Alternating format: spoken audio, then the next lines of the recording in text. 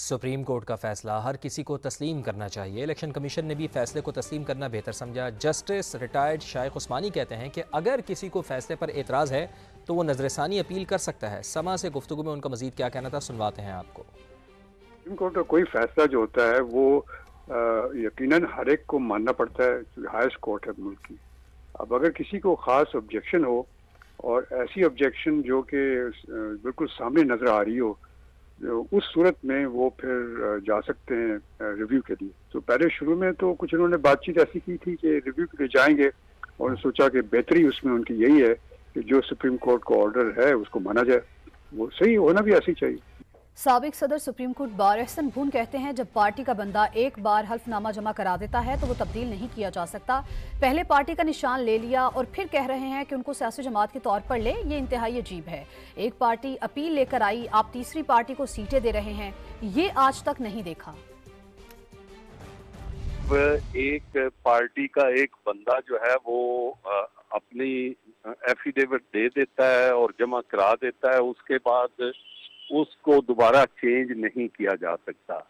जब supreme court ने ये डिसाइड कर दिया कि इंट्रा पार्टी इलेक्शन नहीं ठीक हुए और thereafter PTI as a party can not participate in the election, उसके बाद इलेक्शन कमीशन के पास इसके अलावा कोई चारा नहीं था कि वो उनसे उनको पार्टी ट्रीट करते और उसके बाद उसको अपना निशान अलाट कर। जब आपने निशान ही ले लिया है उनसे और उसके बाद आप कहते हैं कि जी उसको हमने पॉलिटिकल पार्टी के तौर पे आप ले लें, और ये इंतहाई अजीब इंटरप्रिटेशन है।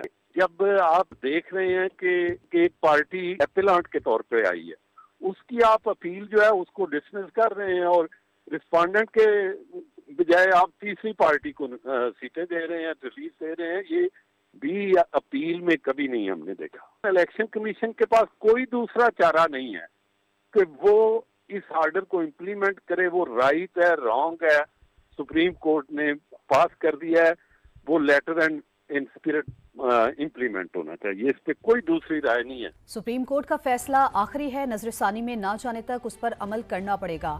सरबरा पिलडैट अहमद बिलाल महबूब की समा से गुफ्तगू। कहा, इलेक्शन कमीशन सुप्रीम कोर्ट से रुजू करके मामले पर वजाहत ले और अदालती वजाहत पर ही आगे बढ़ा जाए। अब और डेमोक्रेटिक कंट्री में जहाँ इदारों की हदूद तय हों, वहाँ सुप्रीम कोर्ट का फैसला तब आखिरी बात है। अनलेस ये कि वो रिव्यू हो जाए, जब तक रिव्यू नहीं होता ये फैसला बाइंडिंग है, इस पे अमल दरामद होगा।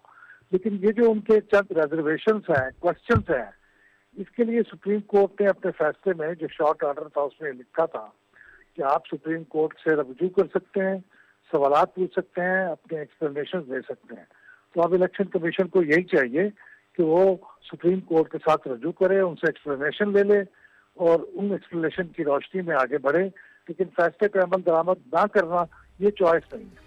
इलेक्शन कमीशन का मखसूस नशिस्तों से मुतालिक सुप्रीम कोर्ट के हुक्म पर अमल दरामद का फैसला। कानूनी टीम को हिदायत की गई है कि अदालती फैसले के किसी नुक्ते पर अमल दरामद में रुकावट हो तो निशानदेही की जाए ताकि दोबारा रहनुमाई के लिए सुप्रीम कोर्ट से रुजू किया जा सके।